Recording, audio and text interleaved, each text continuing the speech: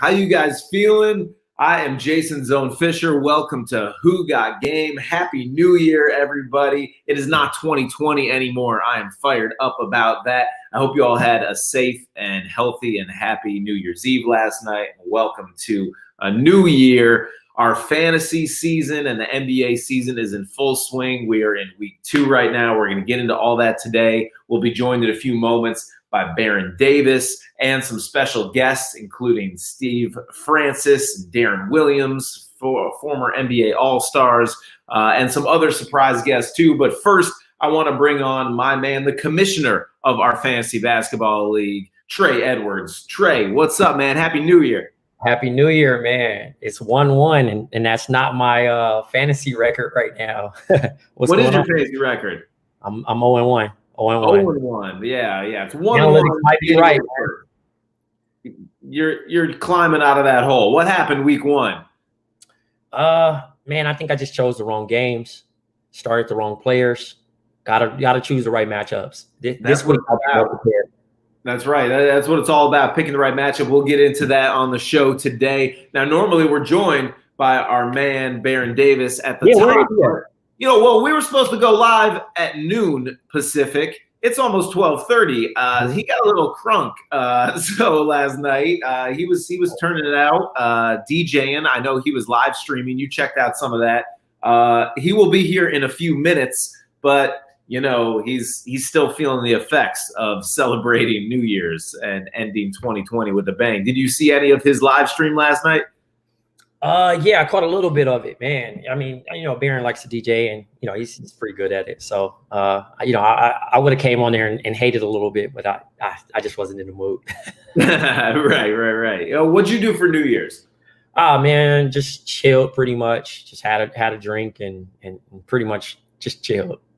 I think that's what trying to hang out until midnight. It was kind of tough. Did you watch any of on TV like any of the New Year's festivities? No, but I heard Snoop Dogg was pretty good on CNN. I'm just happy for Snoop just being able to do what he does. He can do anything at this moment. Legend. Of course, yeah, he does anything. Well, another member of our fantasy league that we have, powered by the Sleeper app, is joining us here today, and that is Pavy. Pavy, what's up, man? Happy New Year. Welcome to the show. Who Got Game? How you doing, man? I'm good, man. How are you? I'm good this morning. How are you? And Happy New Year. Happy New Year, man. That's right. What'd you do last night for New Year's? I was at the homie TP crib, and we just took like shots and drank champagne, and then I made some music, but that's about it. Sounds like a normal day. I was like, I was kind of like I was at home by like 2 a.m. Okay. All right. Well, hey, we're going to get into all of that and all the fantasy stuff. You're 1-0 right now, so we'll talk about that. I'm 1-0, and I am losing by 1 point in this week's matchup with 2 players left to play, but LeBron is left to play for my opposition. It is close. You're going up against Jerry Ferrara's team, the LeBrons, and it is a 1-point game, a matchup. We'll get into your teams in a little bit. But first, I want to bring in another guest, a friend of the show, and a fantasy sports expert, Ashley Ross. Ashley, welcome to Who Got Game, Ashley. How you feeling? Happy New Year. Hi, guys. Happy New Year. Thank God we're out of 2020. Welcome back. So, and thank God that the NBA is back, too. It's been a lot of fun. What's been one of the highlights for you so far of having basketball back? Maybe one of the favorite games or moments or players who's really shined that you've seen so far this season? For me, I just always love seeing guys kind of take that next step. I think Michael Porter Jr. is having like a really good early season. So it's just nice to see guys that had a lot of potential and a lot of ceiling finally kind of reaching that. So I'm definitely excited. And I definitely want to look at like this rookie class because obviously the pandemic, the draft was a little bit weirder and we didn't get like full look at guys. So I'm excited to see how things play out this season. Yeah, for sure. MPJ is off to a great start in Denver, although I think he just ran into some safety protocol issues and he could be missing some games coming up here. Trey, what do you know about that? You're on the NBA beat. So it's just contact tracing right now at the moment. And when you get a chance after that, then you can kind of figure it out. I mean, I think that's going to be the new norm for this season. Just, if anybody that they suspect has been close to COVID, they have to take the right protocol and procedures. So yeah, he's gonna miss a couple games, but he should be back.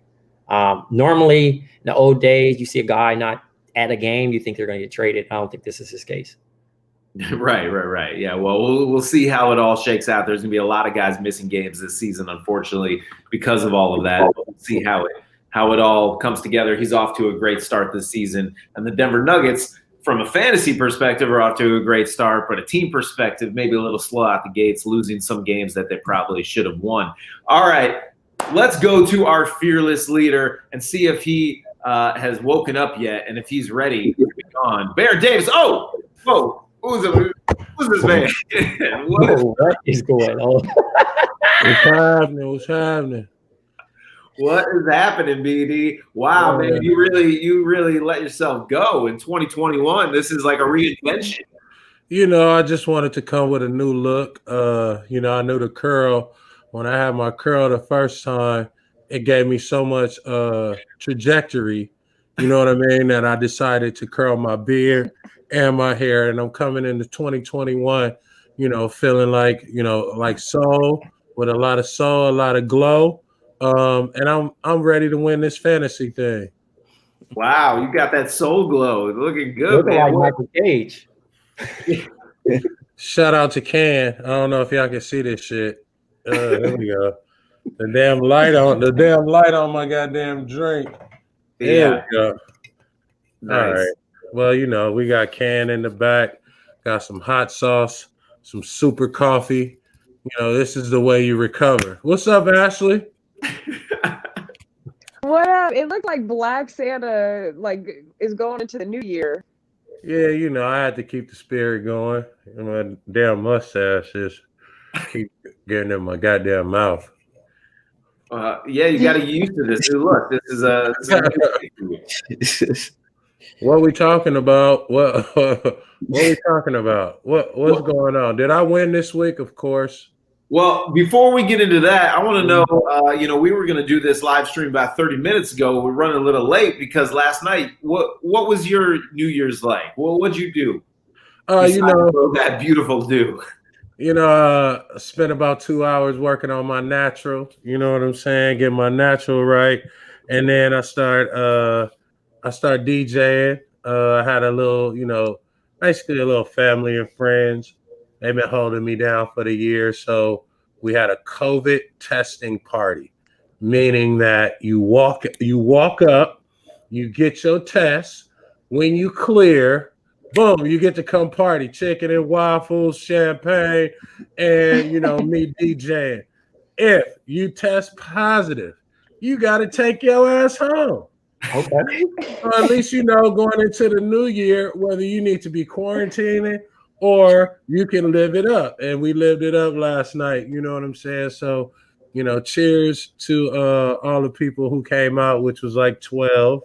And it was fly, we gonna start doing this like little club SLiC, I think once a month. So we can even do our show from the club with me DJing if y'all want.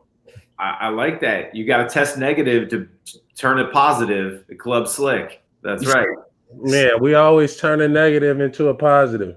That's right. That's right. You do. Thank you, Can. Brand sponsor left and right over there from Baron Davis. We love it. We have another special guest here. I mean, you never know who's going to drop in, and they come in fast and furious. We've got one of your former teammates who played with you up in Oakland for the Warriors, had a legendary career, and is doing amazing things both with the game of basketball, but away from it. Obviously, the All the Smoke podcast and all the stuff that he's doing in the streets last summer and since, just for the social justice movement. He's become like a real leader in that, and honored to have joining us right now. Steven Jackson is in the house. What's up? Get the fuck out of here. Happy New Year. What's happening? Hey, what a surprise. Oh, Lord have mercy. Look at my dog. What's up, y'all? Happy New Year. Happy New Year. Man, peace, love, and prosperity and blessings to all y'all as well, man. What's going on? Man, just, You see, I grew my natural out. He out here looking 2021. You feel me? Yeah, you feel me? I gotta get ready. I gotta get ready for my fantasy debut. You feel me? Dog, hey, you looking like Wolverine. Man. Hey, Wolverine and Al The Sharpton Black had a baby. Wolverine. We're Blackula. Wolverine and Al Sharpton had a baby. That's right. So what y'all got going on, bro? Talk to me. Man, this is our fantasy basketball show. Jay Zone, Pavy, Black Trey, Ashley. We just sitting here, this week in basketball talking about our fantasy team. Shout out to Sleeper, the fantasy league we play in. And so it's good having you on the show because we want to kick this new year off right with, first of all, I want people to know how fucking good you really were as a player. Mm-hmm. So I need to take a moment to give you your flowers and your roses, bro. Steven Jackson is a 6'8" fucking point forward. Mm-hmm. Heart of a fucking bigger than a lion. 2 lions. You feel me? Fearless, clutch, will guard the best motherfucker and go against the best motherfucker. I tell you, if it wasn't for this man during the We Believe, how like when you're in sync with somebody and it's like, shit, I'm fucking up. Yeah. I turn to Stack and Stack would be like, don't worry about it. I got you. If me and Stack were in line, there was no way that we were ever going to lose to any team. And so like the trust, the leadership, the big brother shit, the being who you are, this dude, like fucking Frank Sinatra, did it his way. And I want to salute you and welcome you to our show, bro, because you got game. Man, thanks, bro. One thing I can say, though, y'all show going to win because y'all got Ashley on there. Everybody love Ashley. You already know. But two, bro, you've always gave me my props. Love you, I tell people all the time. I say, BD I played with Tim Duncan. Yeah, he was the best player I played with. But BD is the only superstar that made me feel like a superstar. When he didn't have it going or when he needed me to step up, he was the only superstar that can bring it out of me to make me feel like I was a superstar. Golden State was the first team I was a captain on. So just being around that, I hold dearly when he talked like that because I know I missed a lot of All-Star games because of the brawl. Because I've been a teammate that always stood up for all my teammates and I always stood up for what was right. And I know, but when I hear comments like that from Barron, when I'm the ultimate teammate from Tim Duncan, I live off that. You know what I'm saying? Because I didn't play the game to be Michael Jordan. I didn't come in the game to be Michael Jordan because I knew I couldn't be that. I came in the game to be Steven Jackson because I was comfortable in that. You know what I mean? So I appreciate it, did it, man. I'm happy to be on here. BD didn't even call me. Let me tell you how I found out about this. Yeah. We have a group text, but I just seen that. But somebody DM'd me, I think from this show. and it was a flyer with me and Barron and Steve Francis. Oh yeah. Franchise. So that's how I found out about this. It works. If you build it, they will come, man. You just put it out there. We just sending out the bad signal, man. We just sending out the bad signal. Hey, anything you got involved, did it? I'm pulling up. Man, we love you, dog. And go ahead. I know Jay got some stuff. Yeah, we appreciate it, man. And thank you for joining us. I've been a big fan of your entire career and all the work that you're doing now, both in media. It's really special what your career has evolved into since retiring from basketball. It's been amazing to witness and be a part of that. Our show right here, it's kind of focused on fantasy basketball. BD put together a celebrity all-star lineup of fantasy players, and we're each managing our team and going head-to-head this season. I'm curious, when you used to play, what did you think about fantasy basketball? Because I'm sure you would hear fans asking you about it all the time, trying to like get your stats up in different categories. Were you like, man, this is stupid? Have you ever done it before? Well, what are your thoughts on fantasy? I never done fantasy. All my friends do it. Man, hold up. Is that Black Trey? Yes. Oh my God. Where y'all found him, man? Hey, man. I'm around, bro. Oh man, good to see you, bro. Likewise, bro. Happy New Year. Same to you. I never really did it because, as a basketball player, I get phone calls from my friends all the time. Do you think this person's gonna win? How many points you think they're gonna win by? Do you think? I'm like, bro, just because I play basketball don't mean I'm psychic. Okay? I love the game, and I can tell you some things in the game that I think is going to happen, but there's no way that I'm going to tell you, say, man, take that team and take that point spread, and you call me back and ask me, act like I got to pay your tab. No, I'm not doing that. I'm not doing that. For sure. I want to know, Ashley, Pavy, or Trey, you guys got any questions for Steven as well while he's here joining us?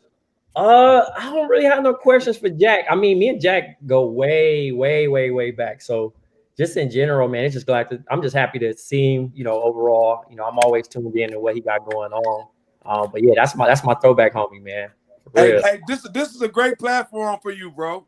Hey, I linked up with Boom Sizzle, man, a couple months ago, man, and it's been love, man. So same way he shoots you the text and send a bat signal, I show up for him too. Man, hold up, y'all got two of my favorite people on here. Come on, man. Nice. Hey, Stack, I do want to ask some basketball questions. I know you've been following the game. We going through, like, right now we're going through our fantasy, right? Mm-hmm. And so I got who I got? Joel Embiid. You got a lot of rookies on your squad. I got a lot of rookies. Now, I've been telling these dudes the impact of the rookies. That's not my team. That's not, hey, man, Oatmeal. That is not my team, bro. Oatmeal. Hey, bro, I did not draft Giannis Antetokounmpo. I did not. No, you got Anthony Davis. Come on, dog. Don't do me like that. Don't do me like that. Hey, Stack. Hey, talk about AD versus Giannis. Just as like the two premier power forwards in the league, and then who's next in line, in that AD kind of in Giannis conversation. Well, I always said AD was Tim Duncan on steroids.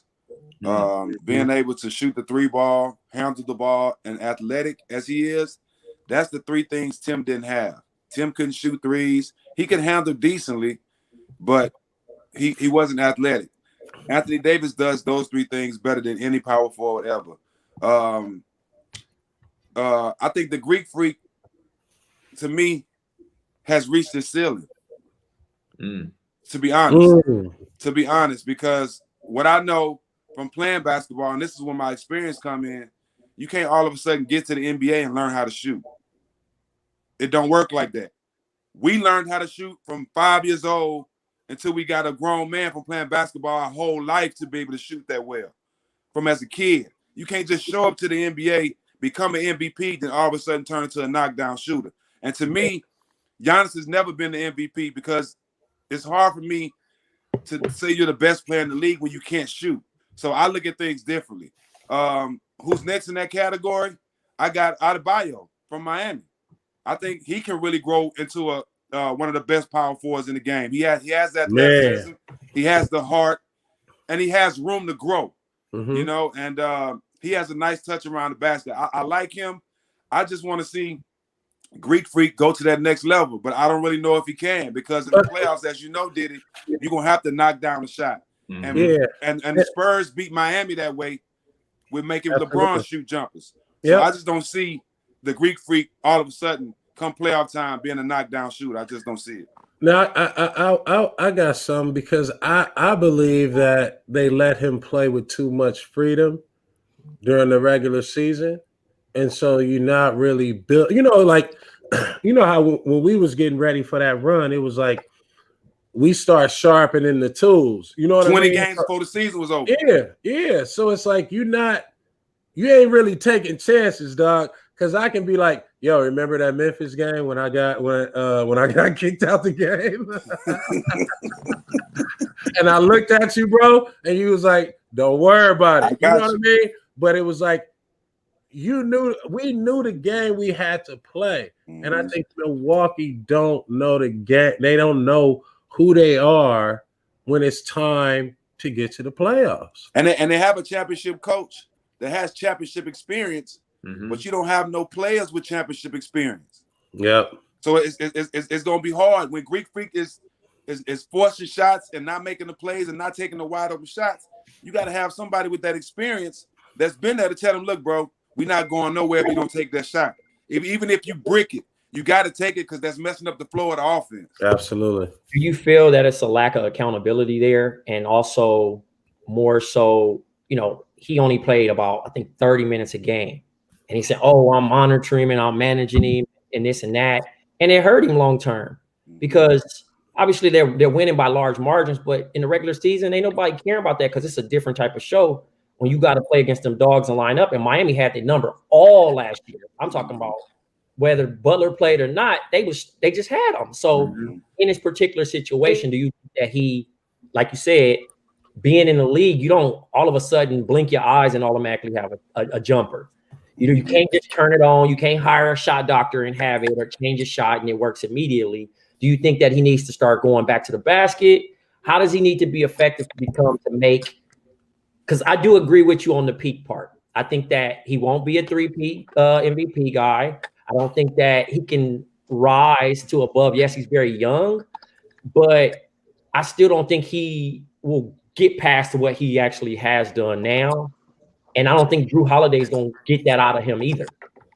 Yeah, Drew Holiday is is everybody's favorite. He's one guy that can go to any team and play his role and be a big factor. Mm-hmm. But you said it. The big thing is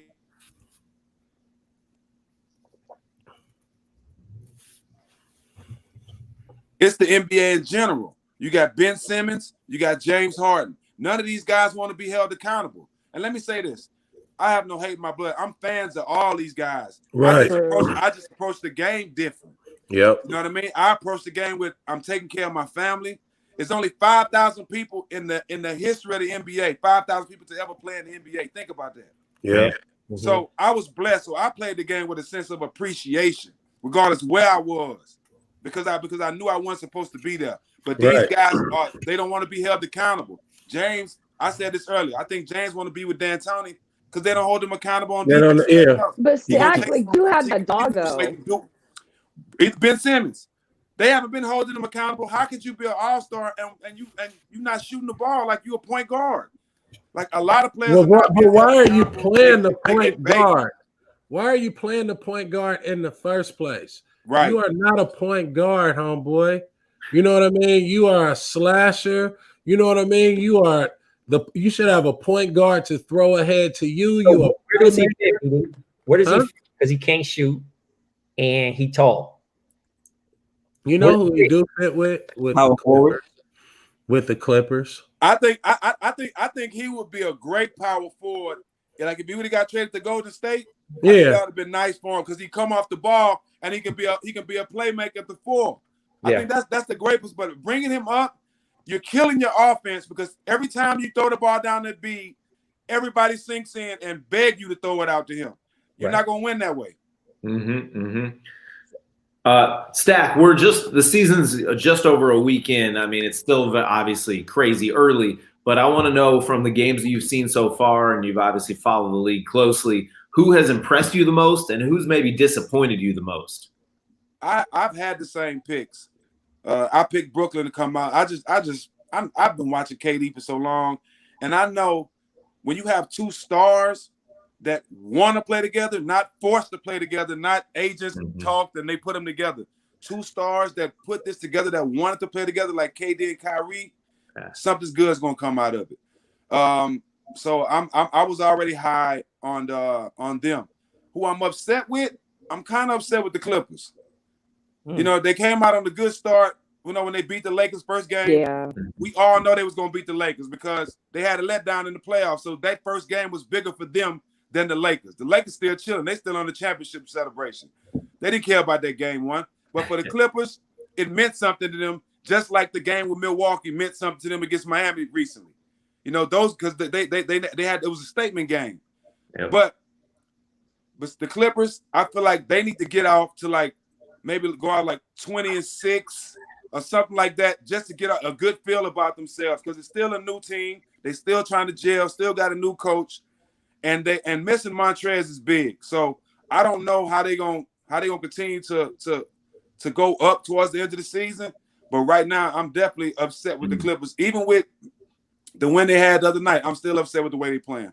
We talked about this on our last show with the Clippers. You know, they've got so much talent on that team, both last year and this year's squad. But when times get tough and they face adversity, who steps up and brings them together and helps them get through it? I mean, just as BD was talking about, you had this intangible, this mentality, this heart of a champion, a line that you would rally guys together and be like, no, we're not fucking around. It's like time gets tough. We're gonna get through this. Who plays that role for the Clippers? Are they missing that piece? I mean, I think so. For the most part, you know what Kawhi gonna bring. Kawhi gonna be aggressive all game on both ends of the floor. And you know, Paul's starting to come into his own now with the big contract. He should be able to come in and play, be more comfortable. Also, being at home, he should be more comfortable playing at home. But I think they're gonna have to confide in Lou Williams more. They're gonna have to give him a bigger role on the team. They can't continue at this point. They can't give him the normal 6-man role, for the simple fact that they need other guys to step up and play big. Serge is only gonna give you so much. I love Serge. He's a guy that you want on your team, an enforcer, rebounder, knock down a three, but he's only gonna give you so much. I think they have to sit down with Lou Williams and tell him, look, Lou, it's gonna be a lot of nights where we need 20, 25 from you. And we need you to come out there with that attitude. And I think if they do that, that'll give them a little bit more confidence and help them, you know, going towards beginning of the season. If I could ask you one question, Stack, you know, it's been a lot of talking. I actually cover the Clippers. Me and my homie TP argue about this all the time. Do you think that the Clippers need a point guard? Because right now, when you look at the roster, they don't have a quote unquote pure point guard. They do have a lot of playmakers, but do you think that they need an actual point guard when they get in the playoffs? They can run, you know, half court sets. Pat Beverly has a lot of heart, but he's not that talented. I'm just gonna keep it real. I love Pat Beverly. I want him on my team. But as a point guard, there's so many point guards better than him. Not defensively, but offensively. And if anybody agree with me, they in their feelings. I mean, disagree with me, they're in their feelings. If you watch Pat Beverly game, you know he's one of the best defenders ever. But sometimes he can't hit a house if he was in the kitchen. and that's just the truth. I think if they could have got Chris Paul back with those two guys, that would have been awesome. Yeah. You know what I mean? I do think they need a more of a offensive-minded point guard and not just that Timberland playground jail style playing a point guard. They need a point guard with some finesse. They need a point guard that can shoot, and they need a point guard that's more verbal. And I'm not saying just talking. I'm talking about showing it with his play as well. Stack, they need somebody that can knock down the mid-range number. Definitely. And a three-pointer. And a three-pointer, for sure. Stack, when you were playing, I mean, you played for a lot of different teams over your career, and just how we're talking now, like, do you think guys on the Clippers, do they talk the same way? Do they know this? Like, I think this is the piece we're missing. Would you do that about your squads too? Because obviously guys, you know, sometimes there's rumblings. They just say, I'm just here to play. I'm going to let the GM do that. That's not my job. But how does that affect an organization if guys are talking about, like, you know, we're missing a piece? I think what hurt them was that whole team wasn't able to have training camp together. So when it all happened, like, you asking the team to do something remarkable, and they're not all on the same page. They don't even know each other. I think the reason why Portland's gonna have a better year this year because Carmelo is integrated in training camp. Even with the Clippers, they're able to have training camp together. Paul is healthy. Everybody's there. Yeah. Being in training camp together means everything. And I think these teams that add guys in the middle of the season, special stars, it's going to always be animosity with other guys that don't know this guy. You know what I mean? You coming in here trying to lead our team and I don't know you. I was great at making the worst player on the team feel like a star. BD will tell you that. I made everybody on the team,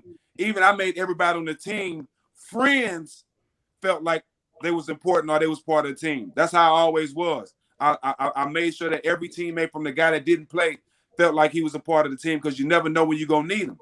You know what I mean? And that's one reason why I got called the ultimate teammate, because I understood. I was one of those guys that was at the end of the bench wanting to play, and I was one of those guys starting. You know what I'm saying? So I knew how it felt from both sides of the bench. But anytime it's animosity and players talk behind each other back and doing this and saying he doing this and creating their own little cults in one team, it'll never work. Yeah. But Stack, for you, I think why you're so respected and guys like you and Barron and the Matt Barnes of the world was, I feel like y'all had that dog in you. I think that's the thing that when I watch today's NBA is everybody, like, that's what frustrates us about certain players is we can see glimpses, we see it at times, but it's not a consistent, like you said, like it's a privilege. I'm trying to feed my family. There, that sense of urgency. And I think that's what's frustrating with some of the guys where we see they have the talent, but do they have the dog? You know what? And you can tell you've been around the game, been watching the game a lot. That's all we say, you know, and they think we hating. You know what I mean? They think, oh, y'all the older guys, y'all hating. One thing I know is the way we play the game, they don't play the game now. I will say this, the players now, way more talented than we was. Way more talented. These guys shooting from half court, step back threes from half court. Like the stuff James doing is unreal. Moves I could never do in my career. But at the same time, if you put 10 people from my era, me, Al, Kenyon Martin, Baron Davis, Andre Miller, Ron Artest, if you put 10 guys from my era and put us in the NBA now, I'm taking that team. Make the playoffs. Because we're going to make it off hard. Y'all going to make it off hard. Exactly. Have tech like a motherfucker. If we losing the game, we're going to start a fight and win something. So you know how they go. You know how we had too much pride, man. I think, you know, times has changed, and it ain't no knock to the new guys, you know, but all the working out and stuff together, we didn't do none of that. We didn't do none of that. We approached the game with a different passion. And guys today that played against us, a lot of guys even said that. LeBron, John Wall, a lot of guys said that the game is a lot softer now. Hey, it's some real physical play they match up with y'all. I know that for sure. I say it's gonna be some real physical play matching up with y'all. Oh yeah, you know how we go. We had Ron. I'm willing to die out there, Trey, to win a game. Take my life, because I'm gonna win this game one way or another. But Jack, that's infection. We had Ron on last week. Sorry, Ashley. We had Ron on last week, right? And I got a chance to play against Ron in the Drew League. I was just doing a cut through the paint. He did a check, almost broke my rib. I said, you know what? That dude 270 pounds of muscle, bro. I'm cool. That's the old school. I'm cool. You got it. They ain't even doing that no more. So I'm great. The game obviously has changed a lot, as you mentioned, but I'm curious, who are some guys in the league now that could hang with you and that team that do have that dog that you respect, who are playing now with that intensity? Jimmy Butler, DeMarcus Cousins. LeBron ain't soft as people think. Let me say that. He might not be out there fighting people and paying attention to little BS fouls, but LeBron ain't no chump. Ain't nobody running up on those 6'9", 280-pound athletic guard. I'm sorry. Braun ain't no punk. Who else I like? I like Draymond. I like all the guys that don't back down. KD don't back down. Russ. Oh, Doc. Russ is a Russ for sure. We talking about a whole different animal when we talking about Russ now. Yeah. Russ is a different type of animal. I think Russ' passion for the game, I'm nowhere close to his game and nowhere as good as Russ, but the passion for the game that he has, I think our passion for the game is identical.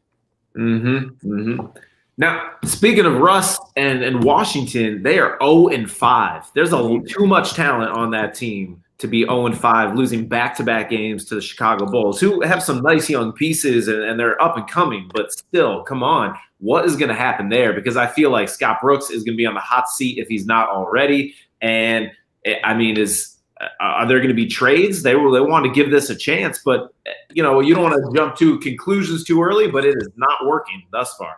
Well, a lot of people don't, and this is one reason why I love talking about stuff, because I'm gonna be real as possible. Yeah.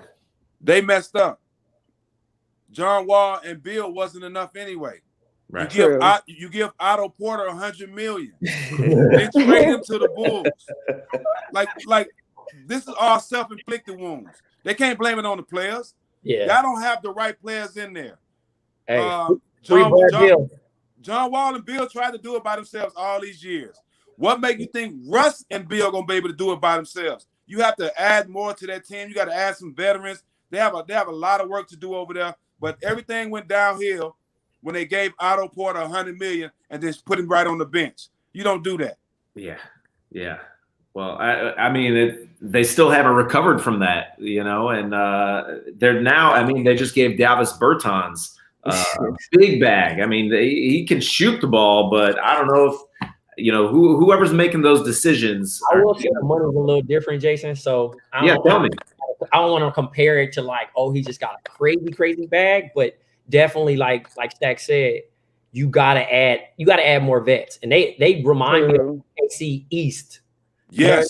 The same personnel what Russ has had and what he's been able to succeed with is similar, but he's older now, and he has to be mindful of like rest, trying to do it all. You know what I mean? Like I don't think his body's gonna be able to hold up to average a triple-double this season. He's had a triple-double every game so far, but it's going to be, as a point guard, that's probably one of the most demanding positions, especially if you're explosive.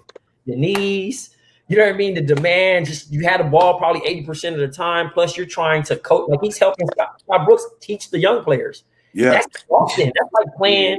I don't know if most people don't know about playing in the CBA. When you go to play in China, you might have 2 American players. You're also helping coach. Yeah. That's what Russ is in a situation right now in Washington. So you could joke around and say, same old Westbrook. No, he passionate. It don't turn down. But now Brad Beal just not enough to get them to the playoffs at least, or to move up. Right. They need more help. I think with Scott Brooks was just happy to give a player that he knows go care and go hard for him. Mm-hmm. True. That's why when John Wall wanted to leave, he didn't care, because if I can get Russ, I might not win a lot of games, but I got one player who I know going to approach this game and earn his money. And a lot of coaches are dealing with this in the NBA, where they got to try to put their foot in one of their players' ass to make them play harder or to make them care about the game. Mm-hmm. Scott Brooks is like, look, y'all can say what y'all want. At least when I notice when Russ come in my gym, he coming to work. He loved the game, and he gonna make everybody else better. A lot of coaches dying to have a guy like Russ. It's a mutual respect. Exactly. My last question, I know Pavy, I know you was about to ask, right? You want more? Yeah. Actually, you mentioned triple doubles. One guy I do want to talk about was having a crazy start to the season, Jokic. What do you think about Jokic, the Nuggets, and what they're doing? Michael Porter Jr. Obviously, we mentioned earlier he's going through with the COVID protocol thing right now, but Michael Porter's second full-year plan, Jamal Murray coming off the bubble. What do you think about the Nuggets? What's their potential? And what do you think about what Jokic is doing to start the season? There's no ceiling for them. I think Jokic, he's just picking off way left off last year. Jokic is I always say on steroids. I'm going to say he's a Sabonis on steroids. Mm. The way he can pass the ball, the way he can shoot it, the stuff he does on the court is rarely seen by a big man his size. And you got to remember, he's still a baby. He's still young. So I'm excited to see where they're going. With Murray having the season he had last year, shout out Murray too. He wore some shoes with my brother George Floyd on them. They can really make some noise. I think, with having Gary Harris hurt last year, it kind of messed up their momentum in the bubble. But I like this team, and I like the 2 young stars they have, because they play well together and they both can be dominant at times. And having that run in the playoffs last year, experience is the best teacher. I think having that experience is going to help them this year, but the sky's the limit for them guys. They can make it to the championship if they play well enough. You can't count this team or overlook this team at all. Yeah. And I think it's important they still have that chip on their shoulder too, because no one gives them respect. They still people talk about how the Clippers collapsed, not how how the Nuggets won. Came back down 3-1 against Utah and against the Clippers. They talk about what was wrong with those other teams. So I think having that chip on their shoulder, something to prove, that's going to be really important too. And obviously getting Gary Harris back and Will Barton and the growth and maturity of their three young studs, Jokic, who's averaging a triple-double, Jamal Murray, and Michael Porter Jr. I agree with you. The sky's the limit. And my fantasy squad is feeling nice being anchored by Jokic right now. I'm crushing everybody because you just put him in. He's dominating, man. It's amazing. If you up 3-1 in the playoffs, you better hope Doc Rivers sitting on the other side because you got a great chance. That's right. Thanks. Yeah. BD said on our last show, he was like, that Clippers collapse, that's on that. He said that is on Doc Rivers. What do you think about it? I mean, it's definitely on Doc Rivers. And that's why they finally had the guts to get him up out of there. Because, listen, he's the only coach in NBA history to lose 3-1 leads in the playoffs. That's no adjustments at all. Yeah, I played for Greg Popovich, right? A genius. I played for Rick Carlisle. Rick Carlisle is probably the smartest coach in the NBA, by far to me. I played for Don Nelson. I played for Larry Brown. I played for Paul Silas. These coaches, I don't care. They don't even wait to halftime. At the end of the first quarter, if we down 15 or something ain't working, all bets off. Yeah. All bets off. Whatever y'all see that's going to work out there, y'all do it. You know what I'm saying? And Doc didn't have the trust in his team to let them figure it out. It's going to be a lot of times, especially in the playoffs, where the players going to have to figure it out. The coach can give you a scout report. They can give you all the stuff to prepare. But those 5 guys on the court going to have to figure it out at some time, at some point. And they never did. Doc didn't tell them nothing different. He just put Kawhi, Paul, and them out there and expected their talent to do that. That don't work in the playoffs. For sure. BD, welcome back, man. You doing side deals, side hustle? You went to the barbershop? We got a Yeah, you went to the barbershop. No beard. I had to cut my curl off. I was on the other line. Just, I gotta work too. I gotta do a little work. I'm telling them to hold me down. I'm live right now. You're everywhere. But I totally agree with what Stack said. Is when you look at the Clippers, like at the end of the day, when you forget how to ball, that's on the coach. Right? That's on the coach. Shut the fuck up. You're talking too much. It ain't motivating. Sometimes you need to just walk in the gym and say, you know what, man, y'all do what y'all want. Yep. Go work on your shit. Hey, did it. And then the next day. How many times Don Nelson told us we went to the huddle and we're like, Coach, we want to switch this up. We want to double. We want to trap this. Go ahead. He used to tell us that all the time because he knew we seen something that they can't see on the side. And we felt it too. We felt it. You know what I mean? It's like he gave us philosophies. We ain't gonna never leave nobody on no island. Right? That's rule number 1. So now we can be out here making adjustments. Hey, yo, I'm a guard so-and-so because he the center, and they gonna try and go down low, and then we gonna double team, and we know we getting steals. You know what I mean? But if you cannot think as a team independently and freely, you're not gonna win because basketball is innovation. It ain't a dictatorship. You know what I mean? You see all these great coaches in college that's been around for 40, 50 years and got 2 or 3 NCAA championships. That's because they ain't great coaches. They dictators. And then when they get the right amount of talent, that talent is like, you know what? Fuck you. It's one dude on the team that's like, man, fuck the coach. You know what I'm saying? And that's all you need when it's go time. You know what I mean? Yo, I got a question for y'all. So Baron and Stack, y'all both play for different franchises and have had an insurmountable amount of coaches that y'all play for. What's the player perspective when a coach loses the locker room? You know what? Because I'm sure y'all been in a situation like that where you like. I only been in that situation one time where a coach lost the locker room, and that was in Milwaukee. When I got traded to Milwaukee, and I actually stayed at home. I didn't even go play. You know that because I didn't like Sky. Because we were hanging out. And we was hanging out every night. I was doing rap concerts and all kind of stuff. But when the coach loses the locker room, the only way a coach will lose the locker room is if the organization is used to losing. Mm. If you see winning organizations, if you see organizations that's even on the rise or has experienced winning for a long time, you never hear about the coach, or you never hear about any type of BS in the locker room or the coach losing the locker room. You hear that a lot when you're in organizations where they tanking.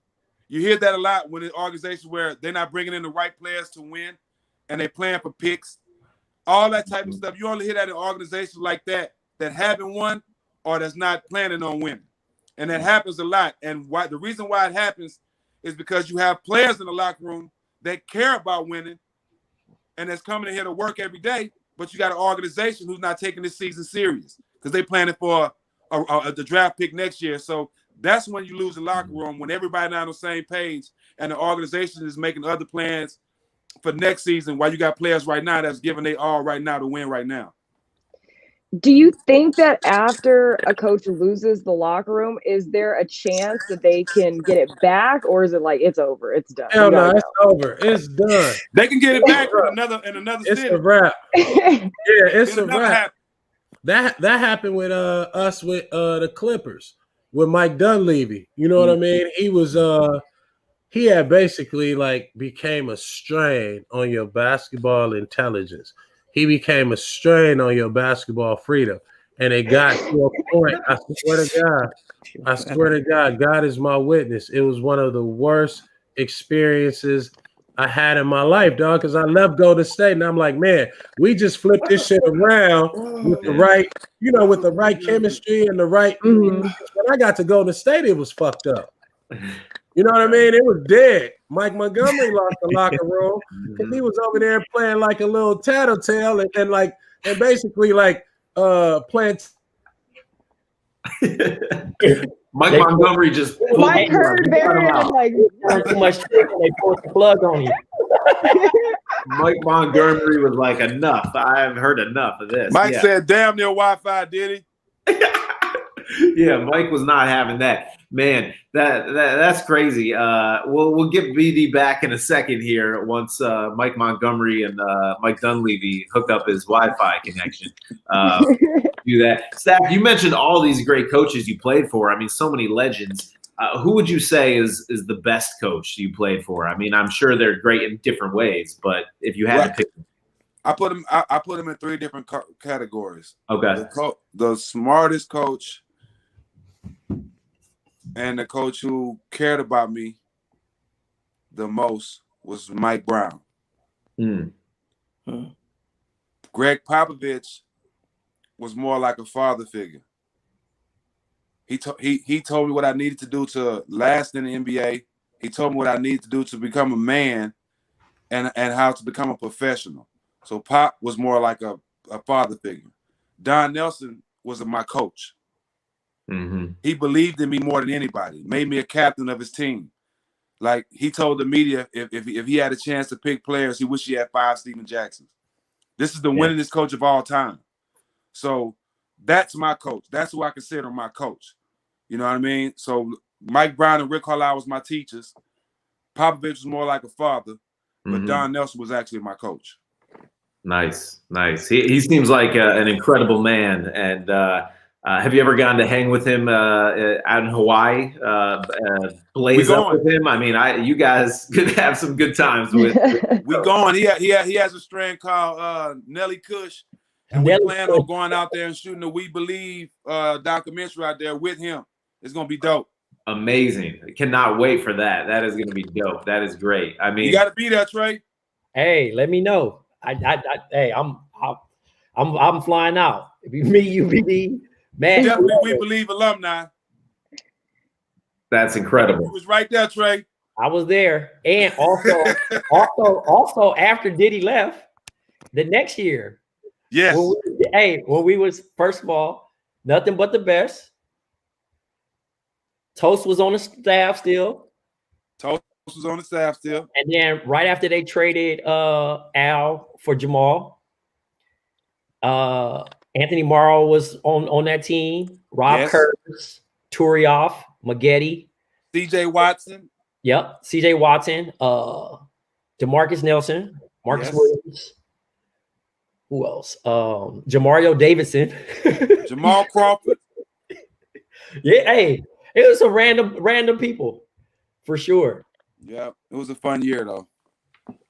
Man. I got a question. So we're, in this fantasy league that we're in, how it works is we draft a team, and we did this 2 weeks ago that, guys that we ride with throughout the season. BD, as he mentioned, he drafted a lot of rookies. He's got LaMelo and Obi Toppin. He's got Anthony Davis. We've all got our squads.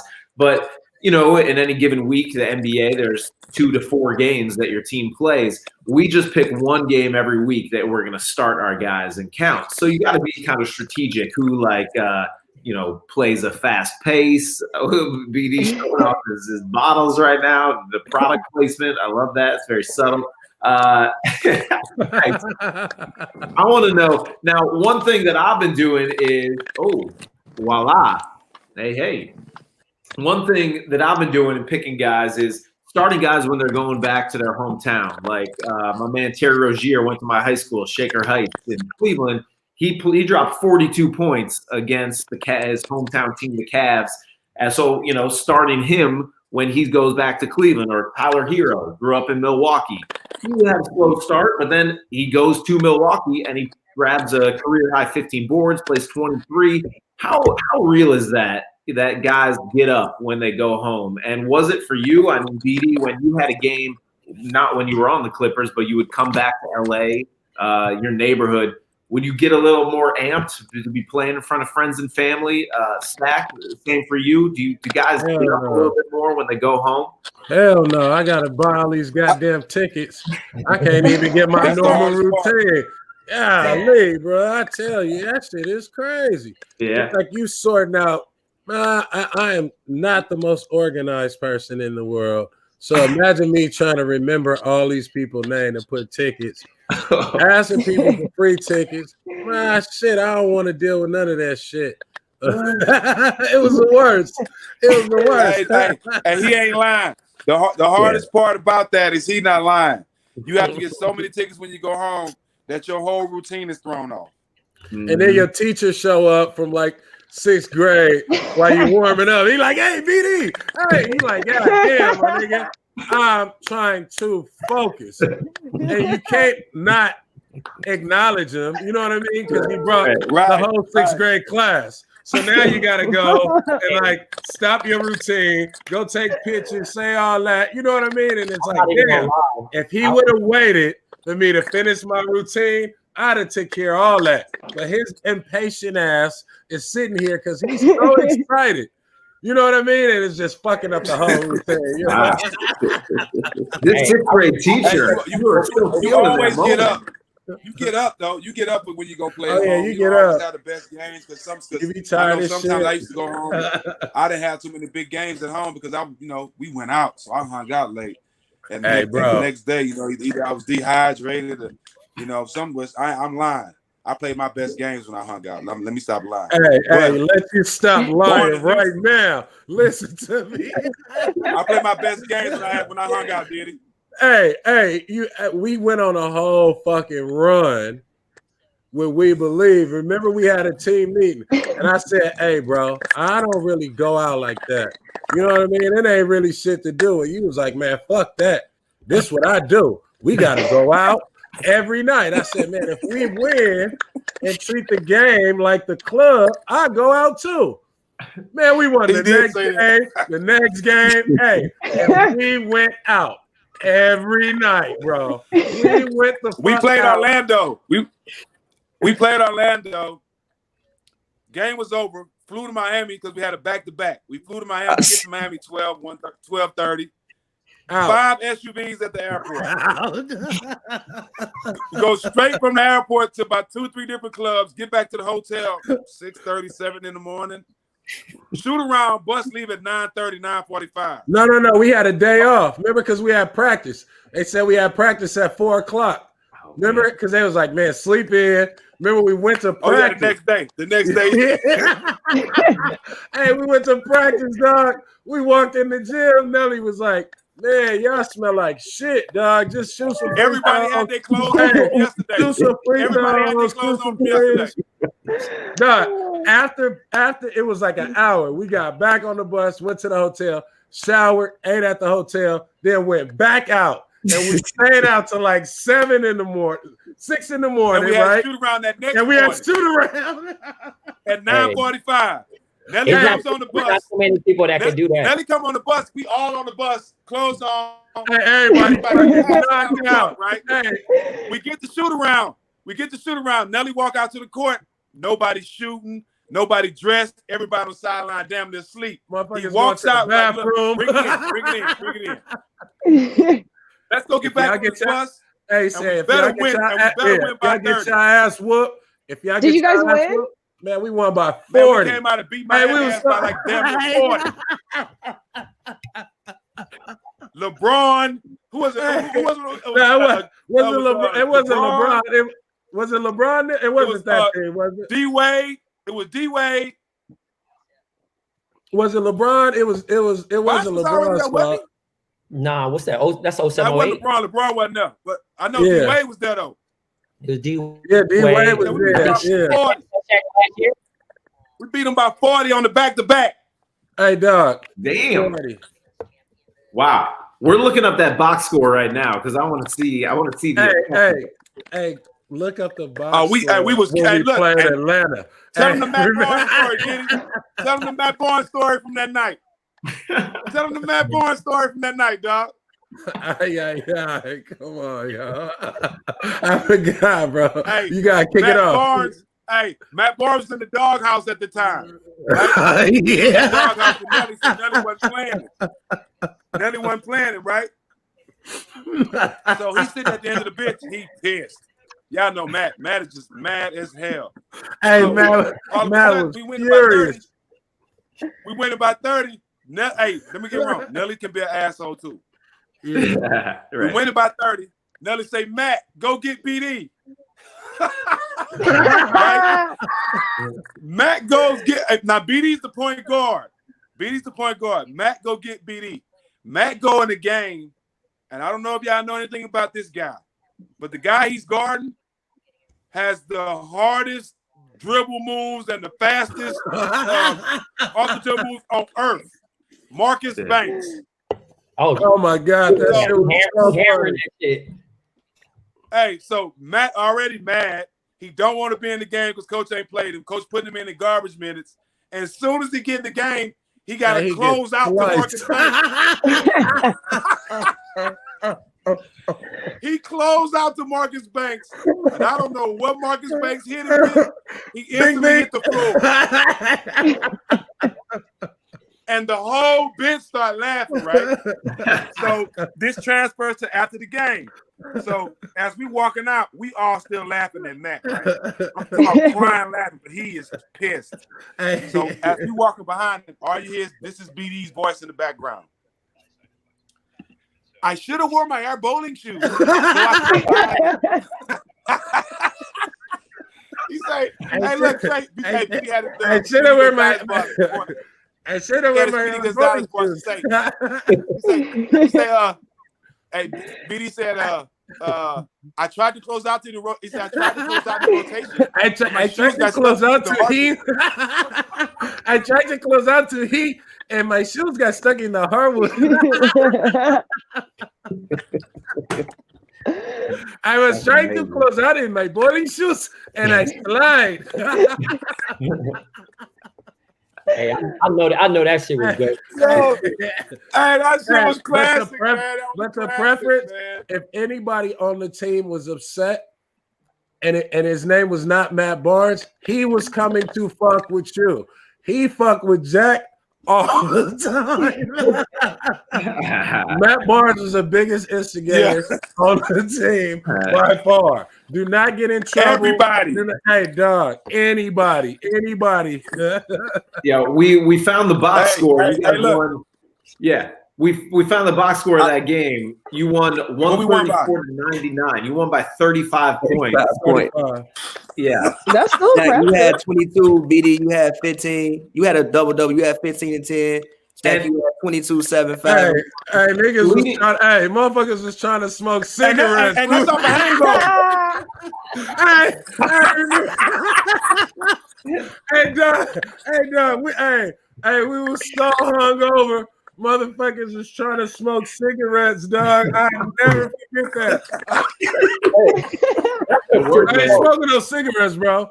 I don't get. Hey, I am not smoking no cigarettes, dog.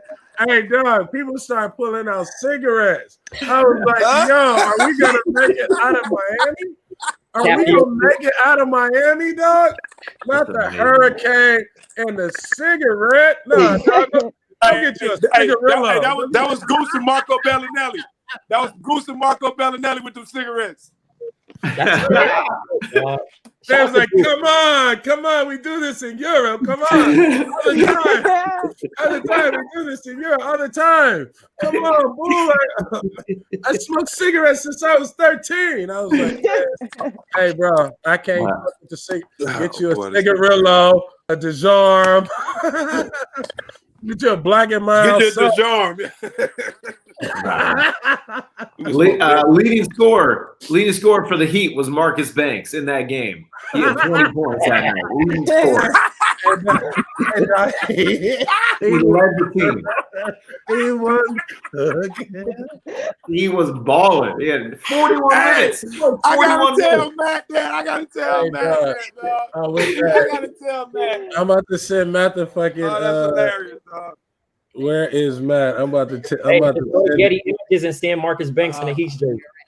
Yeah, send him that box score. We'll send him that. He played 11 minutes. Matt Barnes scored 11 minutes that night, and Marcus Banks scored 20 on him. Ooh. Oh man, well, man, that was funny right there, boy. That's right. Marcus Banks was the leading scorer that night. I can't wait to get back on All the Smoke so I can bring that up. I can't wait. You're mad as shit. Stack, you've had some incredible episodes of All the Smoke. Who is your dream guest? If you could have anyone come on that hasn't been on yet, who would you want?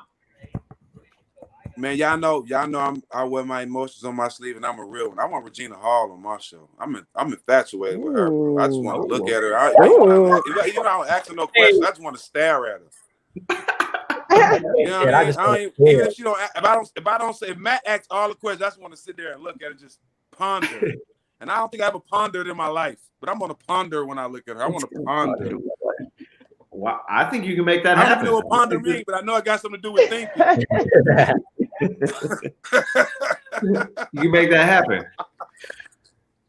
I'm trying to make that happen. Yeah, Regina and Marcus Banks. It'll be everyone together at once. Oh man, Matt would not like that episode. Yeah. BD has to be there for that episode. For sure. Yeah. Oh man, that's too funny. Well, BD is popping in and out. He'll be right back in a second. Matt cut his signal real quick. The shit with us, talking hoops and everything. What is next for All the Smoke? I mean, we love following you and Matt and your episodes. What can we expect next from you guys? Well, we definitely got a lot going on. We got a cartoon coming out. We're trying to make it the Black Beavis and Butthead, with a lot of social content in it. We got that coming. Obviously, Matt is going to go into his Michael Strahan bag. He's going to start doing some daytime stuff, which is dope because that's something that he wanted to do. Along with being the mayor of Sacramento, he wanted to get in the TV lane. And we working on now. We're coming up with our own concepts to come up with shows that we do on our own. My show that I'm going to do is going to be basically in the same wheelhouse. anything I do got to be from the gutter, got to be grassroots, it got to be real as possible. So I don't even have an idea where I'm going with my solo show, but it's in the works. But and also Matt is directing 2 movies this year. I'm acting in both of those movies, and we're also got a big award that we're going to announce soon. We were nominated for one of the biggest awards in the sports podcast world, and we got a big announcement to announce on a couple of those coming soon as well. Dope. Congrats, man. That's great. Well, it resonates, you guys, just because you keep it real, just like you're doing with us right now. You just you're a straight shooter. You wear your heart on your sleeve, like you said, and that's how you played, and that's how you communicate. And I think people really respect that you know where you stand with Steven Jackson. Well, you know what? That's true. I pray for the people that wake up every morning and put a face on to go outside to be approved by society and be something they not. I pray for those people. You know what I mean? Because the worst thing you could do is go out to the world and be something you're not, and have to come home and look in the mirror who you really are. You know what I mean? So I've always made it a point, whether I was high, millionaire, broke, whatever, I'm the same guy. Because a lot of guys that make it to the NBA can't go back home and sit on their porch with their jewelry on comfortable. I can, because I've always been the same guy. I was one of those guys. I've never been to award shows. I don't go to big events. I never did none of that. You know what I mean? Because that's not what I play basketball for. Basketball is what I do. It's not who I am. And a lot of guys get lost in that. Yeah. Can I say one thing about Stack? I want to throw this in here too. So total sidebar. So early on in my career, I reached out. This is how much of a real one Stack is. I reached out to Stack. He didn't know me. I didn't know him. I knew he was a Cowboy fan. So I was like, hey, Stack, can we do something together? He was like, shoot, let's set it up. And I was just like, that just speaks to who Stack is. Like, if he feels like you're a good person, you're a real person, like, he'll rock with you. He's always been the same. He's always showed love. I feel like obviously now your platform between all the smoke, what you're doing on the social activist side, I feel like everybody that knew you before was like, we already knew this was Stack. I just think on a grander scale, it's like the world is finally starting to be like, no, Steven Jackson is the real deal. So no, we love you. You're honestly one of the pillars of our culture, and we love you out here. Man, I love you too, Ashley. I think what gravitated to me was you. It's just you just having the confidence to reach out to me and tell me what you had going. I think what people get messed up at is they reach out to people with already thinking that it's not gonna happen. Then when they reach out to the people, they asking them to do something that they don't even believe in. Ashley, when you reach out to me, it was clear that you believed in yourself and what you was doing, especially in a man-dominated business. You had the guts to get out there to DM me. I appreciated that. That's me in a nutshell. So when you reached out, everything about everything, it made me want to do it because I was once you. You know what I mean? So I understand it. I understand it totally, Ash. So you get the same love back, sis. Nice. Hey, Stack. So let me ask you this. BD's back. BD's back. What's up, BD? Welcome back, man. Is this a smoking podcast? Yes, you can smoke. Hey, look, I've been drinking these drinks sponsored by Can, sponsored by Super Coffee, THC infused tonics. Stack, you ain't got to tell me twice, did he? As you know. Let me tell you some. Hey, man, you are in the comforts of your own home. Go ahead, Jason. I was going to say, Sophia, I mean, you're sparking that right now. Obviously, the NBA, they're not testing this year, and it seems like they're loosening up the policies about players smoking. I mean, no thanks needed, NBA. No thanks needed, NBA. Y'all welcome. Yeah, NBA. Honestly. Give Stacks his flowers. I don't need y'all to pat me on the back, NBA, or give me some credit or help me or show me any type of love, NBA, ESPN. I don't need none of y'all. I did that on my own. I said I smoked when I played. I was the first one to go on ESPN to say that. And I didn't say that for no personal gain. I was just letting people know that the way y'all looking at cannabis is the wrong way. Yeah. As an athlete, if I didn't have cannabis, and BD will tell you, if I couldn't smoke after games from all that cursing, Lord have and mercy. ready to fight, I would have lost my mind. Everybody.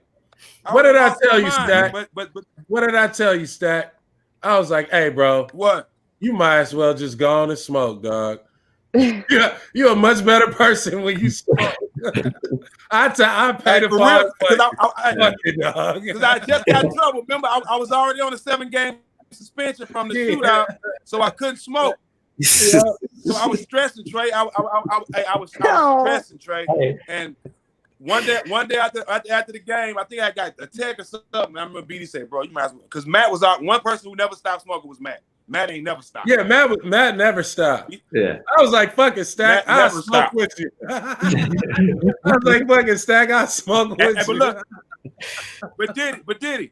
When you said that transferred to after every game, our whole team in one house together. Am I lying, Trey? Not the whole team. Not the whole team. The whole team in one house. Not the whole team. Look, hey, Jason, it got to the point, Jason, where we went out in San Francisco. I wake up, we all wasted. I wake up in BD's apartment. The whole team is sleeping in BD's apartment. Hey, a one bedroom loft. Right? It's a 1-bedroom loft with 10, 6, 8 black guys. Listen, I'm laying on the couch because I got the couch first, and BD comes sit down next to me at like 8, 9 in the morning. It's the sun barely coming up, and I smell breakfast. So I'm like, and I wake up and I look next to him. It's one plate, 2 eggs. I'm like, Diddy, it's 10 people in here. How you gonna make breakfast for one person? This was his reply, Jason. I ain't tell you how to stay open. Have some.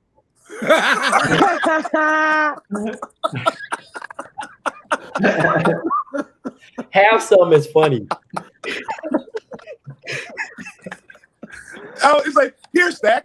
But it was so funny because he knew I was upset. And as I said that, everybody in the house was waking up.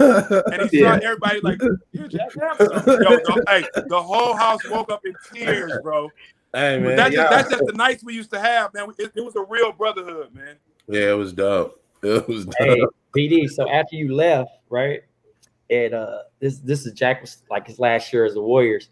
We went out for Jamarcus Russell's birthday party. Oh my God! Oh God, I know this story about to be hilarious. Hey, so I'm like 20 right now, right? I ain't even 21, and it's me, Jack. I had OD don't serve 2 times. I had OD. By that time, I had OD don't serve twice.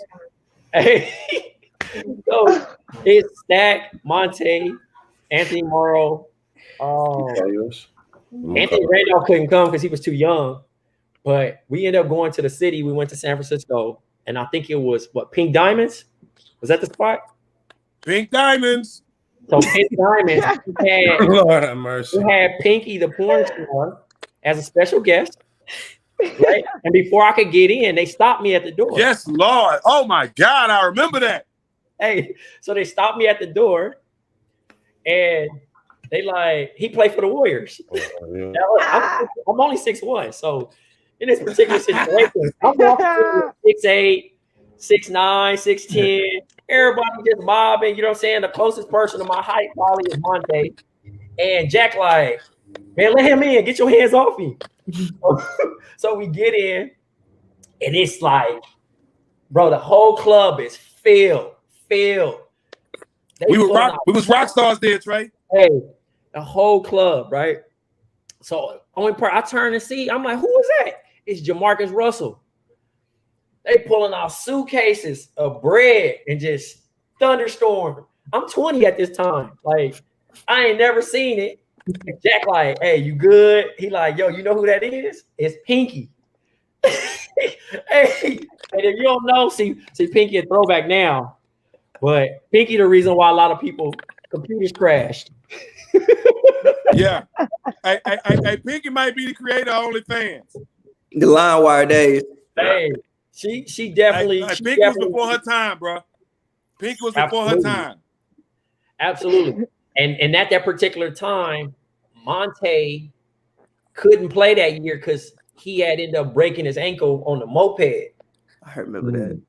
So this is the day when T.I. was out. Incriminate Monte. Hey, bro, don't get too comfortable. Hey, no, I ain't. Our show gonna get shut down.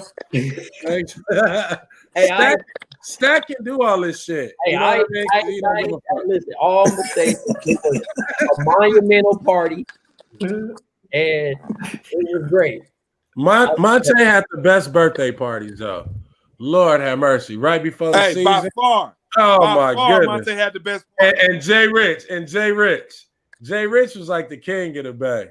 He never came out. Well, the thing was, everybody turned up a notch when Jay Rich came out because he didn't go out all the time. Yep. Mm-hmm. Oh, everybody. And when everybody Jay Rich come out, it's the Don Julio night. Oh, yeah, it's Don. It's the Don. The Don Julio all night. That's his nickname. Hey, bro, every time he came out, the few times Jay Rich didn't come out, all we drunk was Don Julio. That was his shit. Man. You guys have fun. I mean, but it translated to the court too. All this bonding, you guys, crashing at the crib and going out together in clubs and all that. Like you could see the chemistry on the court too. That you guys wanted to be around each other. Yeah, then the front office. We knew each other our whole life though. Did what y'all don't know. I was introduced to gangbanging and the blood side when at 16. Met coming to LA, AAU with Jason Thomas, Kenny Bruner, Baron Davis. All these boys, these are guys I'm hanging with as a teenager. So I'm knowing all these guys as teenagers. Yeah. Me and BD, as soon as we met, we had Nike extravaganza camp and we bored. We go get the lotion out of our bathroom and the soap and throw it down at people in the lobby. We was nuisance. We was terrible. As soon as we get to the hotel, we meet up. We all meet up. Because one thing about me, I played with Texas team, but BD will tell you, when I got to California, I left my whole team and I was proud of California. He used to hang with us. Oh man. Hey, Stat. The whole time. Jason Thomas, I was that bad. If anybody asks me anything about California basketball, if anybody asks me anything about California basketball growing up, it's 4 guys that I speak on. That was my brothers. BD, Kenny Bruner, Jason Thomas, and Shea Cotton. Yeah. That's the people I grew up with. And Corey Benjamin too. Corey Benjamin for sure. Corey Benjamin for sure. That was our dog. Hey, my goodness. Hey, he hit me up the other day. Shout out Corey Benjamin. But crazy enough, that was Stack. He coached. Yeah, Stack. Stack, he just ate that LA shit up, man. He was just tell me, hey, what else? What else? Man, take me to the hood. All right, here we go. Man. Let's see. I remember I took Tracy Mcgrady to the hood and he never fucked with me after that. Hey, you can't do that. You can't do that, BD. You can't take everybody, bro. Hey, bro, I took Tracy Mcgrady to the hood. Hey, bro, Tracy Mcgrady has never been my friend since, dog. He's cool. You know what I'm saying? Stack, you know how we get out. That's my boy, dog. Hey. Yeah. You know, C-Mac did not fuck with me, Stack. I don't know what happened. I think that when I put the hood rats on them, and they said, he was like, "Oh, you going pro? Oh, you going pro? Oh." You know what I mean? I had to see how that shit was going to be. The hood rats was going to be. Hey, the homegirls, the homegirls was trying to treat that nigga to rallies. He was like, "Man, take me back." You had him in Compton? I had him in South Central, dog. Hey, bro, I had him at the 99-cent store. My cousin Chick, 99-cent store, got about 15% of the shit in there. And you know, they move all the shit out, and then they do it like a little private club.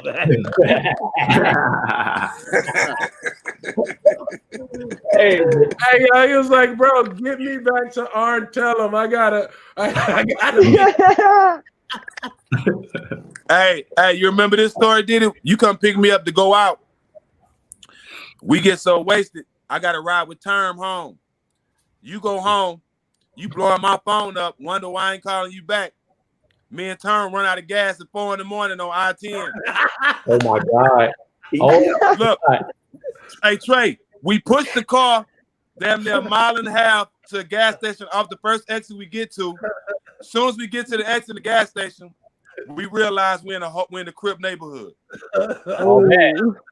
4:30 in the morning. That might be the. I get back to the room. I called Diddy. He don't answer. He called me first thing in the morning, like, bro, you good? I'm like, yeah, I'm mad. I'm just getting back. He's like, huh? I'm like, yeah, man, we ran out of gas. We had to put the car 2 miles. And look, and I say, and then the worst part, Diddy, we end up in the Crip neighborhood, dog. We couldn't even get gas. We had to push it another block. Hey, that might be the sickest shit about LA, man. For real. Hey, do not You run never out know of where you're gonna end up. You never know where you're gonna end up, dog. I had a bullshit ass job. I was doing door-to-door salesman shit, and I caught the bus, bro, the Slauson bus. Called myself talking on the phone. Somebody snatched and grabbed my phone. The last bus running, but I'm going back to Eastside Compton. So I'm not snatched the phone. It ran off.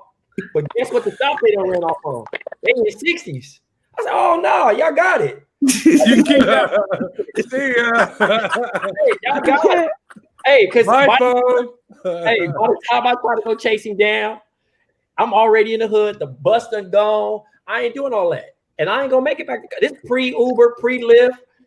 It ain't happening. I'm making it back to Compton. That's one time you might find your iPhone on your phone, but you don't use it. Man, One time. You know where it's at, you just don't want it. that's back in the day when you got all them goddamn transfers and you don't know if you take the wrong bus. Man, the bus driver wouldn't even help you. But I got 4 transfers. I was working in Culver City, so I had to catch that bus. I got 4 transfers to get to Santa Monica off Olympic. And you know nobody from the east side. Nobody from the east side know how to get nowhere to the west side. So I probably only needed 2 transfers. You feel what I'm saying? I had 4 transfers on them embarrassing ass coins. You had to put them coins in there. Man, I ain't riding no bus no more. Fuck that. Fuck the bus.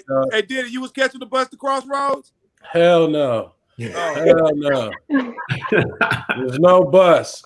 Hey, I'm not taking no bus through 10 different hoods to get to the hood, and I gotta transfer the bus and sit at that bus stop. No. That's the thing that people don't know from other states. Oh, we ain't going to school today? Guess what? Ain't no buses running. Yeah, it's not that we shame public transportation. It's just the danger that you're gonna run into. Every stop might be something thirsty. You never know. It might be something thirsty, bro. And if the bus broke down, you look, you better have some hands. You better be ready to look. Wearing the Jordans back then, all that shit was. I had to get down. Speaking of hands, hey, did you see Peacemaker? Diddy was always the peacemaker, bro. He was always the peacemaker. I remember the time we in Oakland, and we get into it with some of E40 artists. And you know, I'm always the loud one. Term always the loud one. Even Al sometimes. I'm talking about out of the blue. Out of the blue, B just turn around. Okay, say, dude, what you want to do, bro? We like. and look, Ashley, he looks at me and like, I'm just tired, dog. Dog, I'm just tired, dog. I'm just tired of everywhere we go, dog. Somebody's talking loud. Dog, I'm just tired, dog. I'm like, Diddy, bro. Everybody else about to fight, everybody attitude changed because it was a side of Baron that we never seen. As a team, he's the leader, so he always the positive man. I'm talking about the whole club shut down. Everybody went home, like everybody got their dog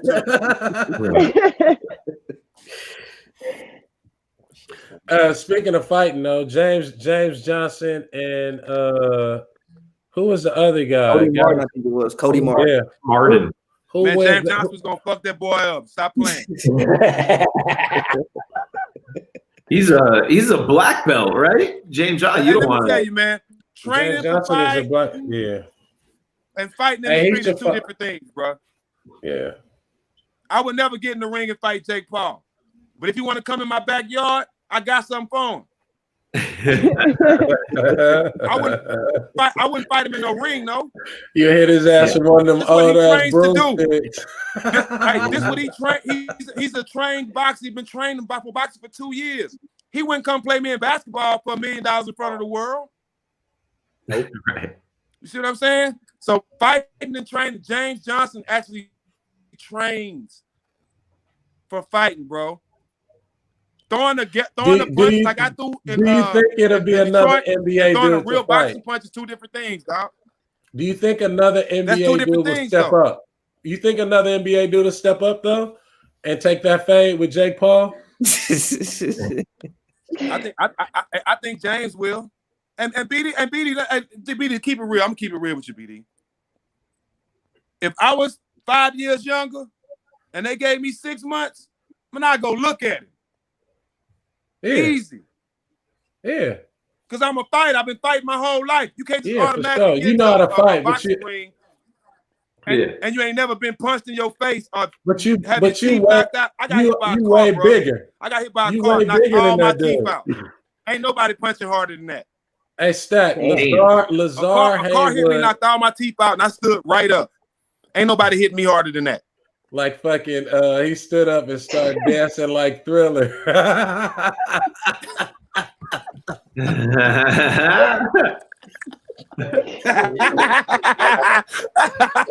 Hey, too much. That nigga started blood walking.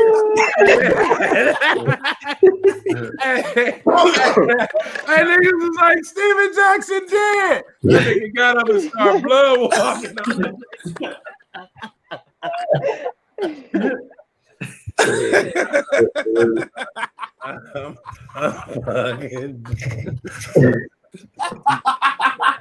Hey, okay, so last one. Oh my Hey, God! last question. Lazar Haywood texted me and he called me, and I said, "Bruh, don't do it." He said, "Yo, I want to take the next fade versus Jake Paul."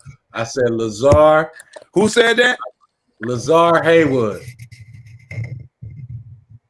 Who was that?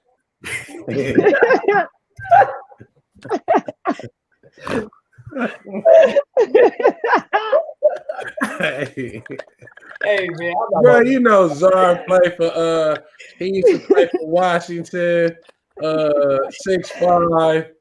Hey, bro, don't do me like that. We gotta get a picture for Stack. God damn. Hey, throw the homie up. God damn, where the graphics at? Yeah, throw Y'all the got homie me up. out here. Hey, Hey, he in the y'all league got right me out now? here with. No. He was in the league when we was. Young dude. He was like the young homie. Played for DC.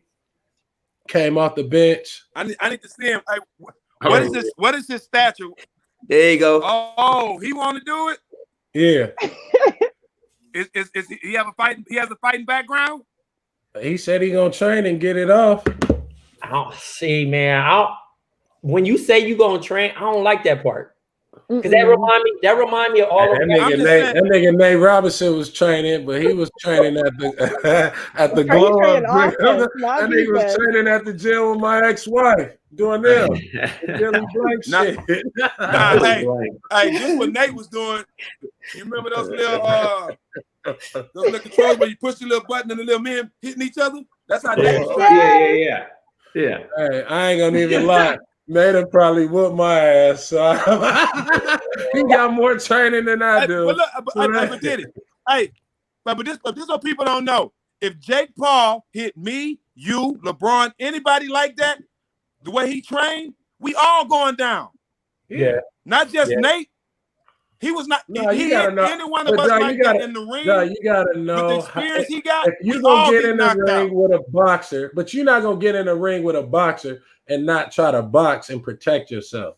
You got to protect yourself. So my whole thing is, you don't go out Nate there. didn't spar. Yeah, but that's what I'm saying. You don't go out there like you know what I'm saying? Like, I'm not going to go hoop, you know what I mean, and be dressed up in all Jordan and looking sweet and all that shit, and I can't make a layup. Mm-hmm. Get your layups right. Get your free throws. Get the fundamentals. You can't just be going out there thinking like, oh, I'm about to cave this dude in, because dog, that is reality versus fantasy and boxing.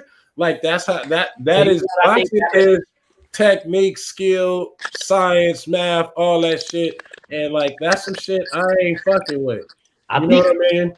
I think he's trained. Not at all.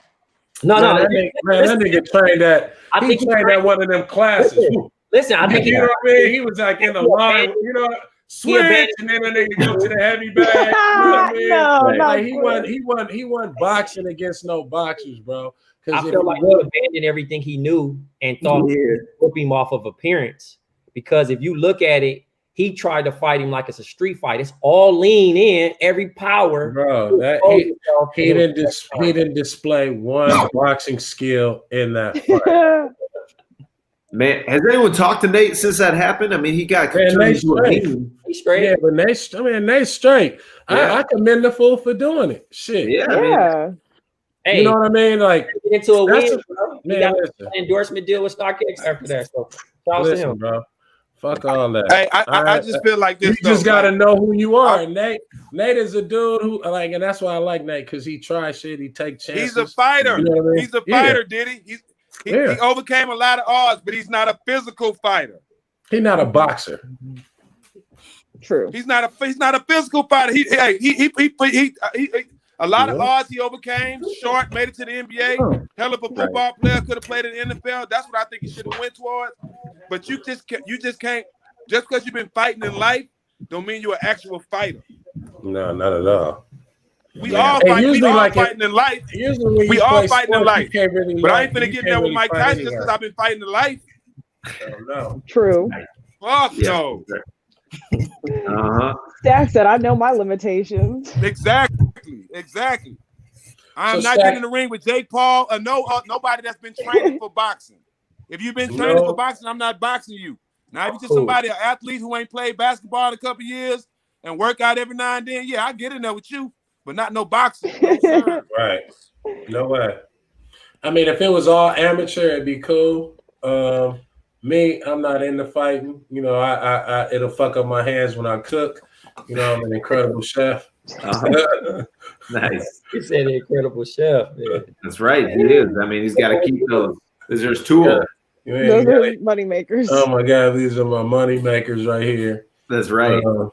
Now, on this show, obviously, we talk about pretty much everything, but we do always bring it back to basketball and back to fantasy basketball, and we're moving ahead to the third week of the NBA season already. It's flying by, and there are some big games next week. So we want to show you a little preview of the games on the docket coming up here soon. So we're going to do that in just a second. Somehow it looks like it is behind us. There we go. All right. So some big matchups coming up over the next week. We got a Texas battle, the Rockets and the Mavs. Jazz Nets should be a good one. Hawks Hornets, Wizards Celtics, Nuggets Sixers. These are some that have been chosen by our fearless producers as some big matchups this week. Are there any matchups that you guys are looking forward to over the next week? Maybe among these or any others that you'd like to see? I want to see that Rockets Mavericks. I think with the Rockets getting their first win and having their whole team, you know what I mean? I spoke highly about, you know, James and what he can do in Houston with Boogie and John Wall. So I'm excited to see even with the Mavericks had to let down their last game. They got their ass whipped. So both teams is like a must win for both teams. So it's gonna be a good matchup. I want to see Nuggets Sixers. You know, two of the best centers in the league going at it. Jokic and B. I want to see Nuggets Sixers personally. Good pick. Yeah, that should be a good one too. Both teams that are sort of like trying to reach that next level and vying to take it up a notch right there. Ben Simmons hit a 3 last game too, so he might hit another one.